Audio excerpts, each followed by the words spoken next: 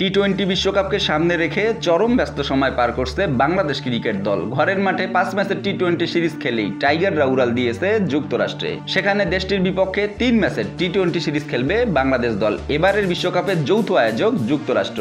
দেশটির উদ্দেশ্যে গত 15 মে রাতে উড়াল দেয় টাইগাররা। দেশ ছাড়ার আগে বাংলাদেশ ক্রিকেট বোর্ড বিসিবির রেকর্ড করা ভিডিওতে নিজেদের চাওয়া পাওয়া ইচ্ছে, প্রত্যাশার কথা বলে গেছেন ক্রিকেটাররা। সেই ধারাবাহিক পর্বে ছিলেন মুস্তাফিজুর রহমান।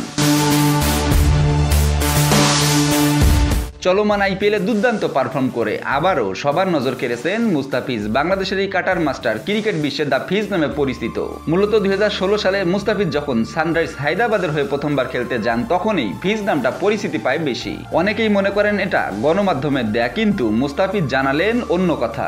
মুস্তাফিজ ওই ভিডিও বার্তায় বলেন, আমাদের যে বোর্ডটা আছে ফিল্ডিং সেশন বা বোলিং সেশনে সবার নাম সেখানে আমার পুরো নামটা লিখলে অনেক বড় হয়ে যায়, এজন্য দেখি ফিজ দিয়ে লেখা। প্রথম দিন আমি বুঝিনি যে এটা কার নাম, পরে টিম ম্যানেজমেন্ট বলেছে এটা তুমি। তারপর আমি আইপিএল এ খেলতে যাই 2017-তে, ওখানেও দেখি ফিজ নামটা পপুলার হয়ে গেছে, তারপর থেকে ফিজ নামটাই চলতেছে। মুস্তাফিজের আক্ষেপ বড় খেলোয়াড় না হতে পারা, তার মতে বড় ট্রফি জিতলেই বড় প্লেয়ার হওয়া যায়।